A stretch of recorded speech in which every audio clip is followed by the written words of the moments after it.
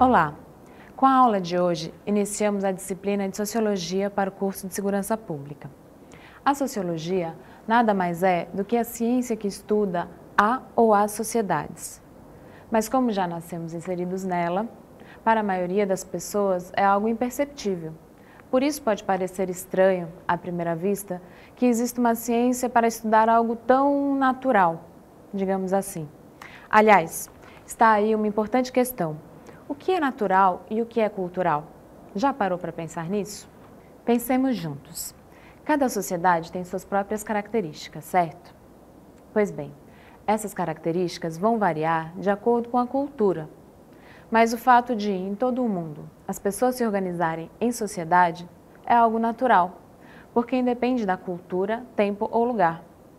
Daí vem a ideia de que o homem, ser humano, é um zoon politikon, ou seja, um ser político, porque é de sua natureza se relacionar e encontrar formas de viver em grupos e comunidades, isto é, em sociedade.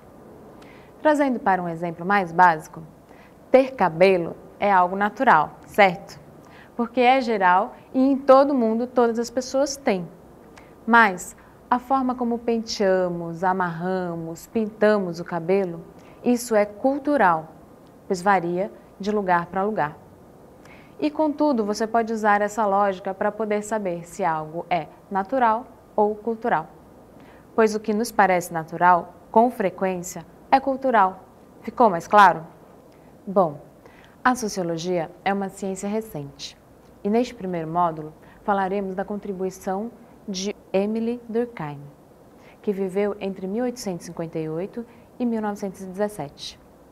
Durkheim considerava essencial que os fatos sociais fossem tratados e avaliados como coisas, para que assim pudessem ser estudados e compreendidos. E, para identificar um fato social, era necessário identificar 3 características: geral, exterior ao indivíduo e coercitivo. Ser geral significa que acontece em toda aquela sociedade, sendo algo normal. Ser exterior ao indivíduo quer dizer que se o indivíduo nascesse em outra cultura, não carregaria essa característica ou necessidade, pois ela vem da cultura. Ser coercitivo é quando a pessoa sente que existe um dever de fazer aquilo, como um compromisso, pois é o que todos esperam que faça. Se decidir não fazer, terá que enfrentar o descontentamento de muita gente. Um exemplo básico é o uso da burca nos países árabes.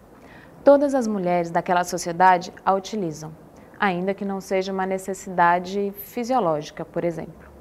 Mas sabem que, se decidirem tirar a burca por qualquer motivo que seja, serão apontadas e automaticamente julgadas pelo restante daquela sociedade.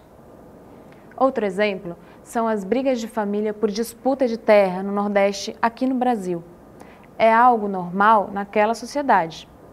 É exterior ao indivíduo, ele não precisa fazer, mas é coercitivo, porque ele sente que tem o dever e sabe que, se não o fizer, será condenado pela própria família. O filme Abril Despedaçado retrata muito bem esse drama entre as famílias que têm essa tradição.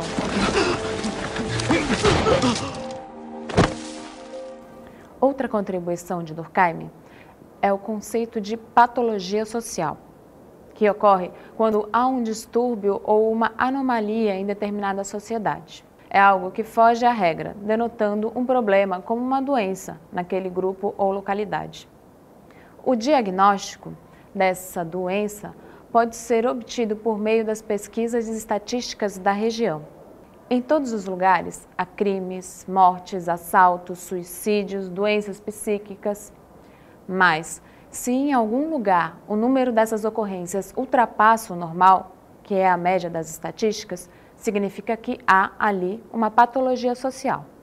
O melhor exemplo que temos de patologia social, infelizmente, é o caso do índice de suicídio entre os Guarani Kaiowá, no Mato Grosso do Sul.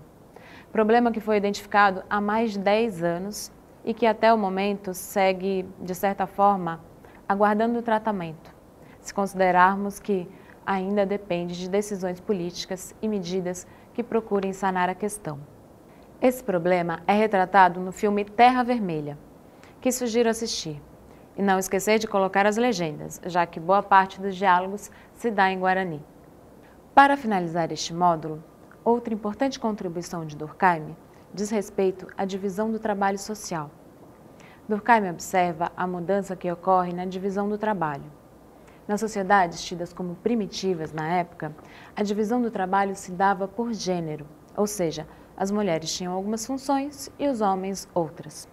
Ele denomina essa etapa da forma de dividir o trabalho como um tempo de solidariedade mecânica, pois era algo que se dava quase que automaticamente. Já no período em que as sociedades passam a ser consideradas complexas, a divisão do trabalho não se dá apenas pelo gênero, mas principalmente pela especialização das pessoas. Cada uma é responsável por uma pequena parte, mas da qual todos dependem. Assim, se dá uma situação de interdependência, o que ele denomina de solidariedade orgânica, como os órgãos do corpo. Cada um tem sua função e todos são indispensáveis, onde o bom funcionamento de um depende do bom funcionamento do outro.